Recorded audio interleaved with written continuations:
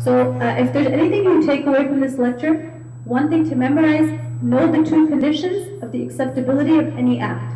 Number one, it must be sincerely intended for Allah alone.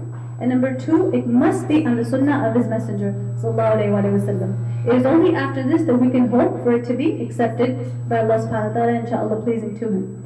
So this is the great gateway that the sunnah opens up for us. It shows us clearly those actions which are pleasing to Allah subhanahu wa ta'ala and accepted by Him. Now today you'll find, we want to talk a little bit about the sunnah today. Today what we find is many Orientalists and others who have deeply studied Islam but are not believers in the faith, what they are trying to do is, and have been for a long time, is to attack the sunnah directly in order to undermine our deen, because they understand that if the sunnah, the hadith of the Prophet ﷺ is undermined, then the whole religion falls, because it was through that sunnah that the whole deen was transmitted. So this is a very intelligent attack and onslaught on their part. However, it is the attitude of some Muslims that is even more troubling, as we mentioned, with regards to the Sunnah. Either, again, they just accept the Quran and that it is sufficient for us, or they do believe in the Sunnah and that it is also a fard, it is also wajib. However, again, the practice is not there. So here I want to go back to what I had referred to earlier about the definitions of Sunnah. What is the Sunnah that is extra, that is at the level of nawafil or mustahab, yani recommended? And what is it, that sunnah, that is fard or wajib? It's very important to understand the distinction between the two, not to become confused. Because this is one of the arguments that people may use to put you into doubt, is the sunnah is just recommended, it's mustahab, it's not something that is fard or wajib. So let me give you the two definitions. There are two types of sunnah. One sunnah is distinct from the fard, the doing of which is rewarded but the leaving of which is not punished. I'll repeat that. This is from a fiqhi perspective. There is one definition of sunnah which is distinct from the fard or the obligatory, the doing of which is rewarded but the leaving of which is not punished. Okay, so this is from a fiqhi perspective. This refers to the extra salawat, the extra siyam, all of the extra sadaqah, all of that. Now, the other sunnah, that is the fard sunnah, that is the wajib sunnah that we're talking about today, is that sunnah which complements the Quran, through which the Quran is properly understood and implemented, without which you cannot see the Quran in its practical form. I'll repeat that. The sunnah we're talking about, that one which is fard and wajib, is that which complements the Quran, through which the Quran is properly understood and implemented, without which you cannot see the Quran in its practical form. And this is what Aisha radiallahu anha referred to when she said, when she was asked about the Prophet ﷺ, how was his character, she said, كَانَ خُلُقُهُ الْقُرْآنِ, right? That his khuluq, his akhlaq, his mannerism, his behavior, his tasarrufat, his mu'amalat, they were according to the Quran. So this is the sunnah that we see in actual practical form, that which is fard and which we cannot do without. This is not the one that is recommended. Also, you have other definitions. I'll further clarify this to you. Another scholar, Maqul, he said, a sunnah is of two types. A sunnah which is an obligation, the leaving of which is kufr, yani disbelief. And a sunnah which the taking of it is virtuous, is recommended and virtuous, but leaving it is not a sin. Okay, so this is just to reinforce the previous definition. It's the same thing. It's just the different, I wanted to give you some insight, the different definitions and quotes that the scholars have made on this topic. Also, you may have heard of the great scholar, Sufyan al-Thawri. He explained the same point. How did he define sunnah? He also said a sunnah is of two types. A sunnah, the taking of which is a guidance, and the leaving of which is misguidance. This is the fard sunnah, right? And a sunnah which the taking of is a guidance, but leaving it is not a misguidance. This is recorded in Imam al-Suyuti's book, Al-Amr bil-Ittiba. Now, if we look at our attitudes and just contrast that with the attitude of the Sahaba and the way that the Sahaba actually viewed the Sunnah, the seriousness with which they embraced the Sunnah, and contrast that just with our attitudes, let me give you some glimpses. Ibn Umar, radiallahu anh, he is the son of Umar bin al-Khattab, radiallahu anh, and he was known to be extremely diligent about implementing the Sunnah, Ibn Umar, radiallahu anh. So once he was speaking before his son, and he narrated the hadith of the Prophet ﷺ, where the Prophet had said, do not stop the women from going to the masjid. Now one of his sons, one of the sons of Ibn Umar, he said, we will stop them. Ibn Umar became so angry, visibly, he looked at his son and he said, I'm telling you that the Prophet said not to, and you said you will do it? surely I will never speak to you again. And subhanAllah, he never spoke to his son again until he died. Now here we need to step back, pause and understand.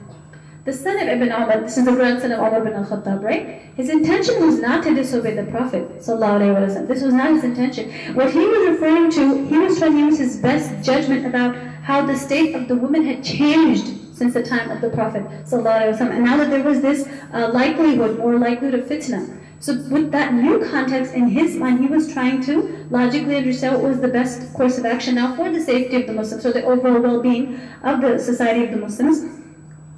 And by the way, so that you don't feel that bad for Ibn Umar's son, one of the reasons that he never spoke to him again also was this reason, as well as the fact that he died shortly thereafter. So it wasn't that there was a long gap and he never spoke to him, he died shortly thereafter. Anyhow, it is owing to this sound understanding that the Sahaba possessed about the words of the Prophet ﷺ. This is why the Prophet ﷺ said about them, خَيْرُ الْقَرْنِ ثُمَّ الَّذِينَ يَلُونَهُمْ ثُمَّ الَّذِينَ يَلُونَهُمْ, which means that the best generation is my generation, and then those that come after them, and then those that come after them. They had this firm understanding that could not be shaken, that the Sunnah is something that must be taken completely wholly and never doubted in practice or in their hearts. Now, if we look at what Ibn Umar's son did, rahimahumullah, this shows that we are not, what does this show us? It's a great lesson for our intellects. This shows to us that we are not to exercise our logic before the words of the Messenger of Allah sallallahu alaihi wasallam. I will repeat that. This shows that we are not to exercise our logic, our intellect, our reasoning, our enlightened understanding before the words of the Messenger sallallahu alaihi wasallam. Because no matter how noble our intentions, just like Ibn Umar's son's intentions were indeed noble, no matter how noble our intentions, our understanding of affairs is ultimately always limited, and he, sallallahu alaihi wasallam, was divinely inspired. There's no comparison of an enlightened, well-intentioned intellect over one who is a human messenger that is divinely inspired. There's no comparison between those two. Now, what is the evidence that the Prophet ﷺ is divinely inspired in other than the Quran? We all know that the Quran is wahi, there's no dispute about that. But how can we make this claim that the Prophet ﷺ's sunnah is also divinely inspired, is also wahi? You don't have to look very far, just turn to Surah Al-Najm. There's just 27, Surah Al-Najm, verses 3 to 4. بعد أعوذ بالله من الشيطان الرجيم وما ينطق عن الهوى إن هو إلا وحي يوحى, which means that, and he does not speak out of his own desire. It is but a wahi, a revelation that is revealed unto him. I mean, it's very, very clear that he does not speak anything except that it is divinely inspired by Allah subhanahu wa ta'ala. And this is why if the Prophet ﷺ ever was to make what was deemed a mistake because of the high standard of khuluq that he was at, he was immediately corrected. He was under divine surveillance. So there was really no possibility of any type of mishap. Another amazing statement of Ibn Abbas, the great Sahabi, the Mufassir, the one who the Prophet ﷺ made dua for Allah subhanahu wa ta'ala to give him the fiqh, the understanding of the deen. And indeed he had it. And it is that understanding that pervades his words, with which he addressed some of the young tabi'een. The tabi'een are the generation after the Sahaba, right? So these are like the grandchildren of from the Prophet's time. He said to them, Allah might punish you. This is one of my favorite quotes. He says, Allah might punish you by sending a storm from the heavens to destroy you if I tell you that the Prophet says, and you reply by saying, but Abu Bakr and Umar said. SubhanAllah. This is really earth-shattering to me. You know, today we become so confident in the opinions of our scholars, the madhab that we follow, the sheikh that we listen to, and even worse, my opinion, or my understanding, or I think, or you think. Look at what he is saying. He's saying, if I tell you that the Prophet says, don't say to me, Abu Bakr says and Umar says. And they are the highest of the Sahaba, the ones who have the most refined and pristine understanding of the deen because they witnessed its revelation, because they lived it with the Messenger ﷺ. If you cannot take their words over those of the Prophet ﷺ, then what about us? What about all these other ways through which we try to justify our actions? And it wasn't just the Sahaba, even the scholars that came after them. For example, Imam al-Shafi'i, rahimahullah, he held the same position. Once he actually narrated a hadith of the Prophet ﷺ, and the listener asked, after he heard the hadith of the Prophet ﷺ by Imam al-Shafi'i, the listener asked Imam al-Shafi'i, but what is your opinion? He became so infuriated. He said, did you see me come out of a church? Or is there a zunar around my neck? Zunar was something that was worn by the people of the book, by Ahlul Kitab. Yani what he's saying is, do you think I'm a Christian or a Jew? Do you think I'm not a Muslim?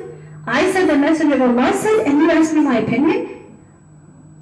So, subhanAllah, yani, he equated being questioned in that manner against the opinion of the Messenger ﷺ as a non-Muslim. He equated that to, did you see me come out of a church? Yani, do you think I'm not a Muslim? That I say the Messenger said, you ask me my opinion. SubhanAllah. Yani, this is really where these people were, and this is why they were blessed with the understanding that they had. Now, let's talk a little bit about life and love when it comes to the Messenger of Allah sallallahu alayhi wa sallam. Where does true life of the heart lie? Let's turn to Surah Al-Anfal, verse 24. بعد أعوذ بالله من الشيطان الرجيم يا أيها الذين آمنوا استجيبوا لله وللرسول إذا دعاكم لما يحييكم. يحييكم is from the word hayya, right? Which means to be alive. Hayy, yani to be alive. This verse is saying to us, O you who believe, respond to Allah and His Messenger when they call you to that which gives you life. We're talking about the life of the heart. Shaykh Jamaluddin Zaragoza, hafidhahullah, he has an amazing quote in his book, The Authority and Importance of the Sunnah. He says, it is this sharia that gives true meaning and true life to this worldly existence. Ignoring or not responding to this call and guidance is in fact a type of death. This verse is just as food nourishes our physical bodies, it is really wahi from Allah subhanahu wa ta'ala to the Quran and to the Sunnah of the Messenger sallallahu alayhi wa sallam. This nourishes and gives life to the heart. This is why it's a very beautiful choice of words in the ayah. Istajibu lillah. Istajibu yani respond, answer. Don't let the call of Allah and His Messenger go unanswered. Don't let it be unheeded. Answer the call of Allah and His Messenger. إِذَا دَعَاكُمْ, when they call you, لِمَا يُحْيِيكُمْ, to that which will give you life.